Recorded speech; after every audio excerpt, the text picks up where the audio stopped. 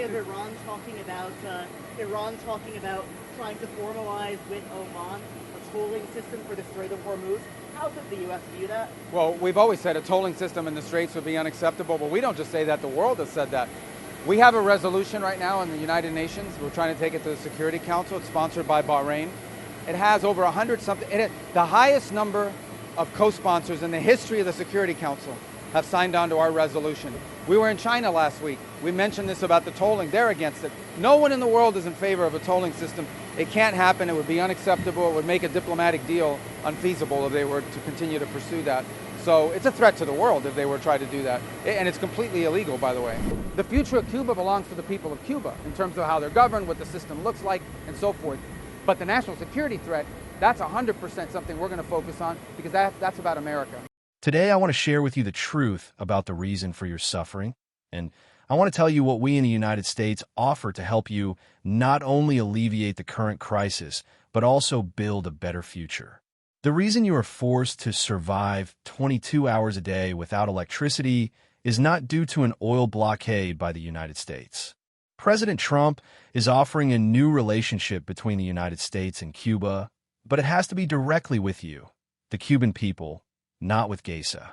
First, we are offering you $100 million in food and medicine for you, the people. Will there be a deal or no deal with Iran as Donald Trump's top diplomat finally speaks out amid spiraling regional tensions? Iran's tightening grip over the Strait of Hormuz is now rattling Washington, with Marco Rubio calling Tehran's proposed toll system illegal. After Iran, is the United States now preparing to shift its focus toward another rival power that Rubio has suddenly branded a growing threat? Thank you. I'm sorry, my son graduated high school last night, so that's why we were here. Thank you. Can you tell us today of Iran talking about trying to formalize with Oman a tolling system for the Strait of Hormuz? How does the U.S. view that? Well, we've always said a tolling system in the Straits would be unacceptable, but we don't just say that. The world has said that. We have a resolution right now in the United Nations. We're trying to take it to the Security Council. It's sponsored by Bahrain. It has over 100-something. The highest number of co-sponsors in the history of the Security Council have signed on to our resolution. We were in China last week. We mentioned this about the tolling. They're against it. No one in the world is in favor of a tolling system. It can't happen. It would be unacceptable. It would make a diplomatic deal unfeasible if they were to continue to pursue that. So it's a threat to the world if they were to try to do that. And it's completely illegal, by the way. Go ahead. Mr. Secretary, is Cuba's drone fleet posing a national security threat to the U.S.? Well, I hope not, given the fact that we're sitting here in Homestead, Florida, only about 180. No, look, I'm not going to comment on military matters or national security threats directly linked to the United States in specificity. Here's what I can tell you.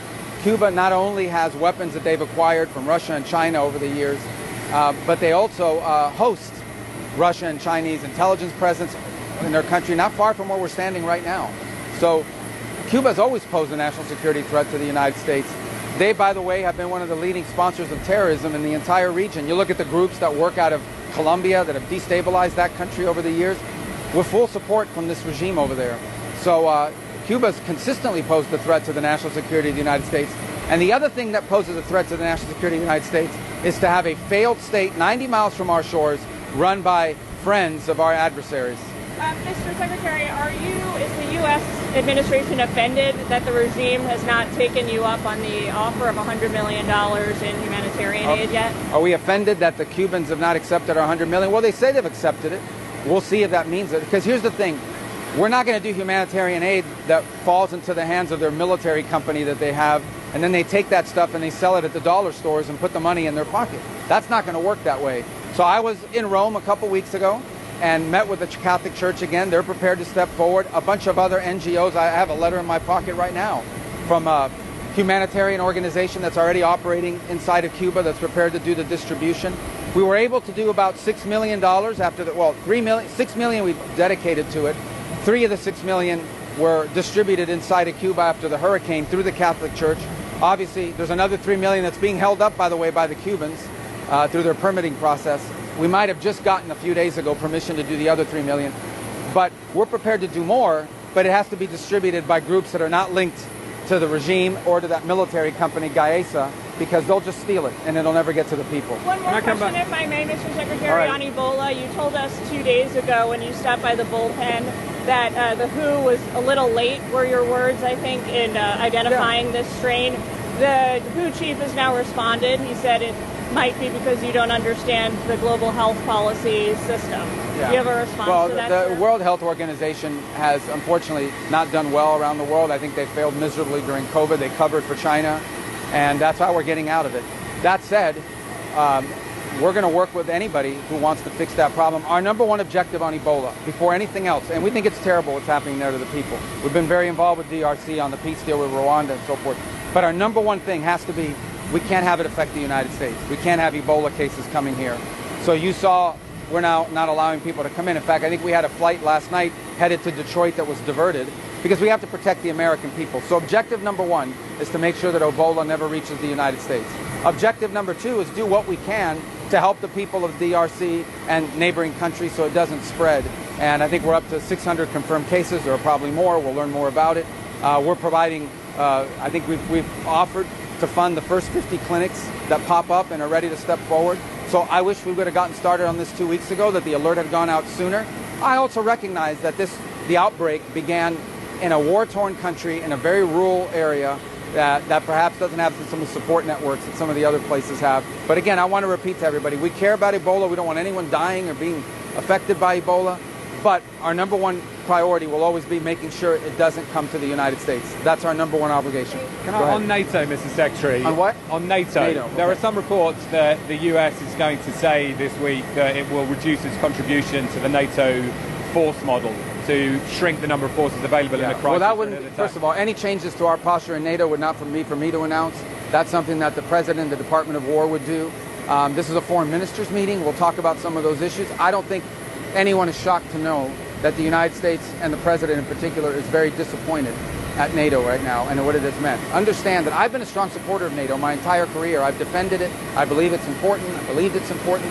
But the number one thing I used to tell people was the reason why NATO is good for America, because that's the question. Anytime you join anything, you have number one answer has to be, why is this good for America? The reason why NATO is good for America, I know why NATO is good for Europe, but why is NATO good for America? Because it gives us bases in the region that allow us to project power during a contingency in the Middle East or somewhere else. So when that is the key rationale for why you're in NATO, and then you have countries like Spain denying us the use of these bases, well then why are you in NATO?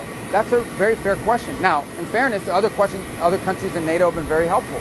But we need to discuss that. That needs to be addressed, and that's what I hope to address and to set the table for the leaders meeting, which will be happening in Turkey, I think next month, if I'm not mistaken, in July. Does the administration still believe that your NATO allies are cowards? That what?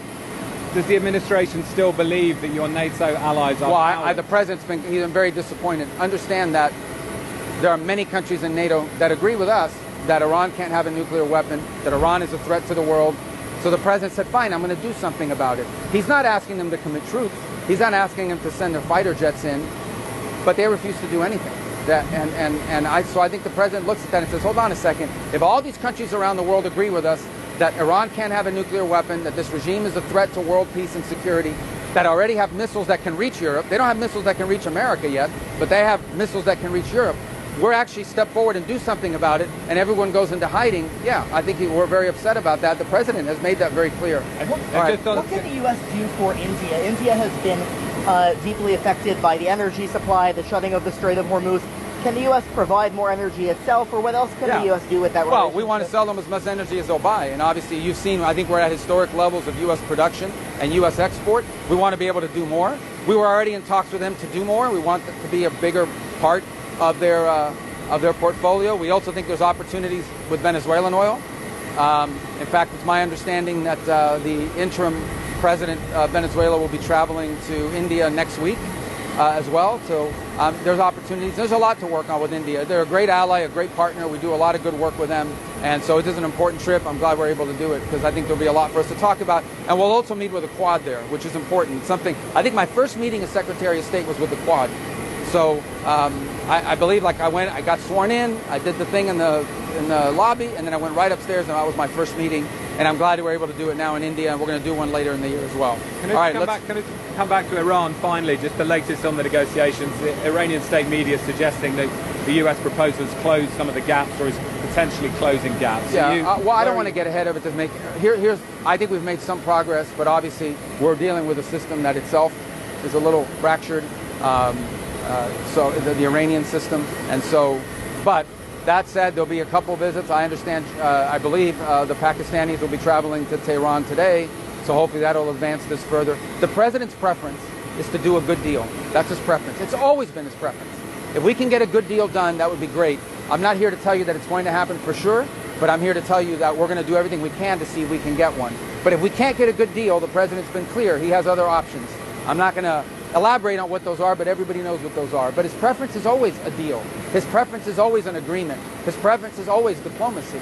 So let's see if we can get there. There's some good signs, but we understand this. I don't want to be overly optimistic as well. So let's see what happens over the next few days. And how do you intend to get Raul Castro to the United States? Well, that was a grand jury in South Florida returned an indictment on Raul Castro. It had nothing to do with us. It's a grand jury. The evidence is clear. He admits to it. Raul Castro openly admits and brags about he shot down civilian, gave the order to shoot down civilian airplanes. And how will you get him here? Well, I'm not going to talk about how we're going to get him here. If we were trying to get him here, why would I say to the media what our plans are about that? I know you have to ask, but why would I answer that? The bottom line, there's a lot. At that point, he becomes a fugitive of American justice. And, well, you know, if there's an announcement, we'll tell you afterwards, not before. Okay, a couple more and I got to get on. Let's still go. Have conversations with Raul Castro's grandson, or instead of look, we remain. Here's the problem we have. We'll engage with the Cubans. We have. Our ambassadors met with them recently. The CIA director was down there a few weeks ago. There's some State Department communications that occur. I just don't see a lot of. At the end of the day, they got to make a decision. Their system doesn't work, right? Their economic system does not work. It's broken, and you can't fix it with the current political system that's in place. They just don't comprehend how to do it. And it's a failed state. Like, their economy and the model they're trying to follow in Cuba doesn't resemble what anyone is doing anywhere in the world. I mean, there are other ways to do it that can provide the people of Cuba prosperity and opportunity. And it's what I said in the video to them the other day. You look at Cuba, in the Bahamas, in Jamaica, in the Dominican Republic, here in Florida. Cuba's surrounded by places where people have the right to do things like own a business, work for themselves, and be able to vote and for the leaders that govern them and or replace them. So if that's possible all around Cuba, why isn't it possible? Why is that not possible inside of Cuba? And right now, there just doesn't seem to be people over there in charge of the regime who are in any way open to any of those changes. And the things they talk about economically are cosmetic in nature. They're not real, because that's what they've gotten used to all these years, is just buying time and waiting us out. They're not going to be able to wait us out or buy time. We're very serious. We're very focused. As I told you a moment ago, in the context of Iran, the president's preference is always a negotiated agreement that's peaceful. That's always our preference. That remains our preference with Cuba. I'm just being honest with you. You know, the likelihood of that happening, given who we're dealing with right now, is not high. But if they have a change of heart, you know, we're here. And in the meantime, we'll keep doing what we need to do. It sounds a lot like nation building. And the administration doesn't believe in using force for nation building. No, it's not nation building. It's not nation building. We are addressing something that's directly related to the national security of the United States. We are involved in places all over the world. You're asking me about Ebola. Important. But Ebola's in Africa. Cuba's 90 miles from our shores. So if you have a systemic meltdown in that country, which is where they're headed, their power plants, by the way, the reason why their power plants break down, they've been having blackouts for years. They had major blackouts last year, and they were still getting free Venezuelan oil. They haven't spent a penny in fixing their energy production, their electrical grid. They don't spend any money on that stuff. They pocket it. They have a private military company named Gaesa who's sitting on $18 billion of assets. And not a penny of that transfers over to the state budget. Not a penny of that goes over to help the people of Cuba. Not 1 cent. So even if they had all the diesel in the world, they still wouldn't be able to generate energy because they've stolen the money and haven't invested in their energy infrastructure. So you're heading for a failed state. That's what you have now. But it's 90 miles from our shores. So we'll be impacted by the migratory crisis, by any violence and instability that happens there. It directly implicates the United States' national interest. So the future of Cuba belongs to the people of Cuba in terms of how they're governed, what the system looks like, and so forth. But the national security threat, that's 100% something we're going to focus on, because that's about America. All right, last one, guys. The likelihood do you see the likelihood of the use of U.S. force to achieve a change in the Cuban political system as growing? Our preference in Cuba and anywhere in the world is a negotiated diplomatic settlement, okay? And that's what I would say to you. The president always has the option to do whatever it takes to support and protect the national interest and national security of the United States. He has the option to do that if there's a threat to the national security of the United States. And he has shown his willingness to do that when he identifies such a threat. That said, our preference is always a diplomatic solution, always. And you know, a negotiated agreement. That's always our preference. But to answer your question, if there's a threat to the national security of the United States, the president not just has the right, he has the obligation to address that national security threat.